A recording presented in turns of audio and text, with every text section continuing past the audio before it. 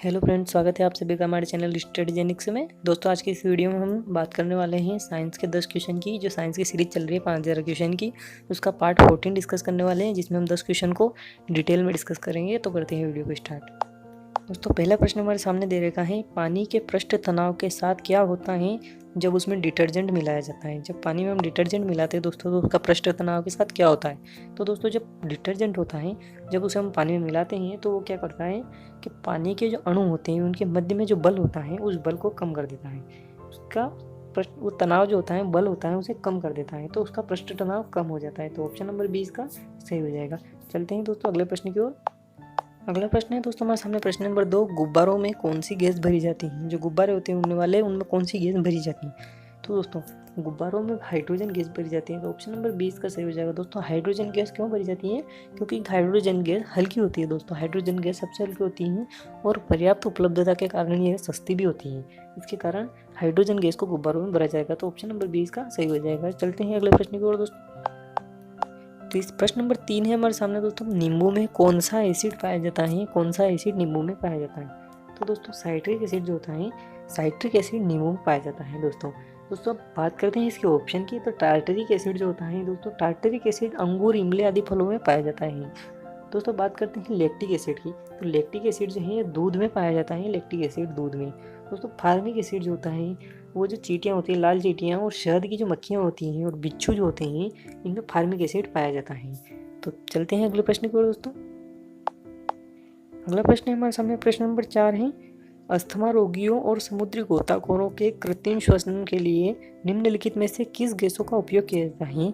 किस गैसों के मिश्रण का उपयोग कृत्रिम श्वसन के लिए समुद्र गोताखोर और अस्थमा के रोगियों के लिए किया जाता है। दोस्तों, अस्थमा के जो रोगी होते हैं और जो समुद्र में जाने वाले गोताखोर होते हैं, वो हीलियम और ऑक्सीजन का मिश्रण ले जाते हैं। हीलियम और ऑक्सीजन का मिश्रण वो लेकर जाते हैं। दोस्तों, हीलियम गैस जो होती है, हीलियम गैस निष्क्रिय होती है, इसका अष्टक पूर्ण होता है, इसके कारण यह कोई भी क्रिया नहीं कर पाती है। दोस्तों, जो गोताखोर होते हैं वो हीलियम और ऑक्सीजन का मिश्रण समुद्र में ले जाते हैं। तो ऑप्शन नंबर सी इसका सही हो जाएगा। चलते हैं आगे दोस्तों। अगला प्रश्न है प्रश्न नंबर 5, माइक्रोप्लाज्मा क्या है। माइक्रोप्लाज्मा क्या है दोस्तों? माइक्रोप्लाज्मा जो है वो आपको ध्यान होना चाहिए, सबसे छोटी कोशिका जो है वो माइक्रोप्लाज्मा है। दोस्तों, मोस्ट रिपीटेड क्वेश्चन है, बार बार एग्जाम में पूछा जाता है। तो दोस्तों, सबसे बड़ी कोशिका जो होती है वो होती है शुतुरमुर्ग का अंडा। दोस्तों, सबसे छोटी कोशिका होती है वो होती है माइक्रोप्लाज्मा। चलते हैं आगे दोस्तों।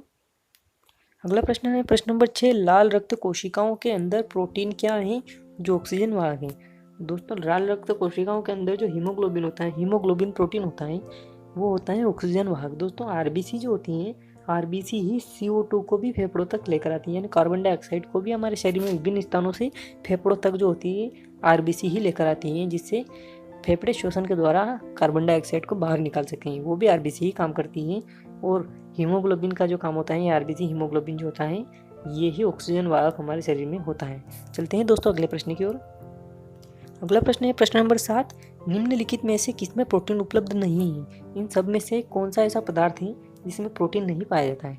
दोस्तों, मांस में प्रोटीन पाया जाता है, दूध में भी प्रोटीन पाया जाता है, दालों में भी, सभी प्रकार की दालों में प्रोटीन पाया जाता है। लेकिन दोस्तों, चावल जो होता है, चावल में कोई भी प्रकार का प्रोटीन नहीं पाया जाता है। चावल में कार्बोहाइड्रेट पाया जाता है। दोस्तों, जो कार्बोहाइड्रेट होता है वो हमारे दैनिक क्रिया जो होती है उनके लिए हमें ऊर्जा की उपलब्धता करवाता है।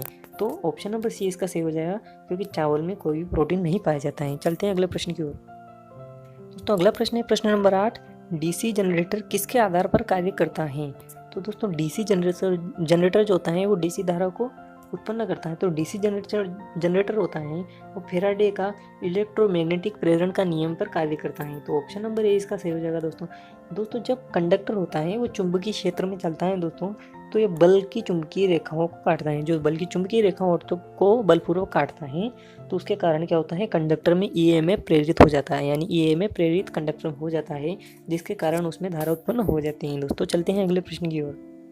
अगला प्रश्न हमारे सामने प्रश्न नंबर 9 है, यह गुरुत्वाकर्षण के कारण त्वरण का मान 10 मीटर प्रति वर्ग सेकंड है।